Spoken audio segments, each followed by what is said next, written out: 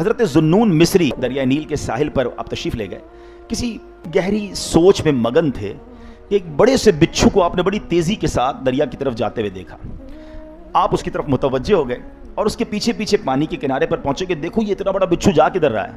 آپ نے دیکھا کہ دریا میں سے ایک مینڈک نکلا اور وہ بچھو اس کی پیٹھ پر سوار ہو گیا، مینڈک کے اوپر، یعنی گویا مینڈک اس کے لیے کشتی بن کر آیا اور یہ اس کے اوپر سوار ہو گیا اور دریا میں تیرنے لگا، دریا پوری پار کر گیا۔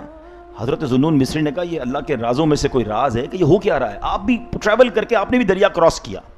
اب وہاں جب دریا کے کنارے پر پہنچے تو وہ مینڈک نے گویا اس کو اس کنارے پر لگا دیا اور وہ بچھو اتر گیا۔ اب وہ بچھو جانے لگا تو آپ بھی پیچھے پیچھے چلنے لگے۔ اب ایک درخت کے پاس پہنچے، وہاں دیکھا کہ ایک نوجوان مدہوش، بالکل بے ہوش پڑا ہوا ہے اور اس نوجوان کے سینے پر ایک بہت بڑا سانپ پھن بنائے بیٹھا ہے اور قریب ہے کہ اس کو ڈنک مارے گا۔ تو اس بچھو نے جا کر اس سانپ پہ اٹیک کیا، اسکارپین نے، اور اس سانپ کو مار دیا۔ حضرت ذوالنون مصری کہنے لگے یہ اللہ کی شان، بندہ ادھر بے ہوش، اس کی جان لینے سانپ پہنچ گیا، اللہ نے یہ انتظام کیا کہ اس اسکارپین کو وہاں تک پہنچایا اور جا کے اس نے سانپ کو مارا۔ یہ ہو نہ ہو یہ اللہ کا کوئی بہت نیک بندہ آدمی ہے، یہ بہت بڑا اللہ کا ولی ہے۔ حضرت ذوالنون مصری کہتے ہیں میں اس کے قدم چومنے کے لیے آگے بڑھا، وہ بے ہوش پڑا ہے۔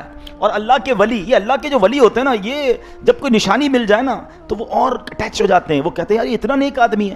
اب آگے سنیں، جب آپ نے قریب گئے اس کا پیر چومنے کے لیے تو اس بندے سے بہت زیادہ شراب کی بدبو آئی۔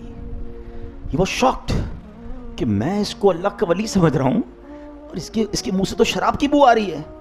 اب اتنے میں غیب سے آواز آئی، اے ذوالنون حیران کیوں ہوتا ہے، یہ میرا ہی بندہ ہے۔ اگر اللہ صرف نیکوکاروں کی حفاظت فرمائے گا تو گناہ گاروں کی حفاظت کون کرے گا؟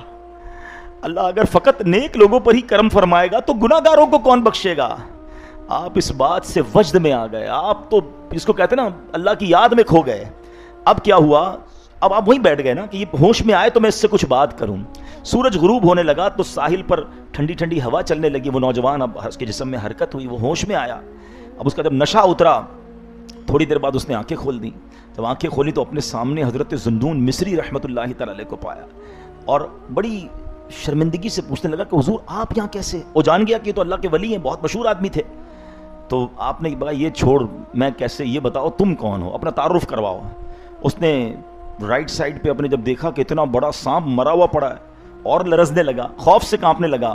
اب حضرت ذوالنون مصری نے اس کو پورا واقعہ سنایا۔ اب وہ گناہگار اپنے سر پر مٹی ڈالنے لگا اور کہنے لگا اگر وہ ذات اپنے گناہگار بندوں کے ساتھ ایسا سلوک کرتی ہے تو پھر نیکوکاروں کو کیسا نوازتی ہوگی؟ جب وہ کریم اپنے نافرمانوں پر اتنا مہربان ہے تو وہ اپنے نیک بندوں پر کیسا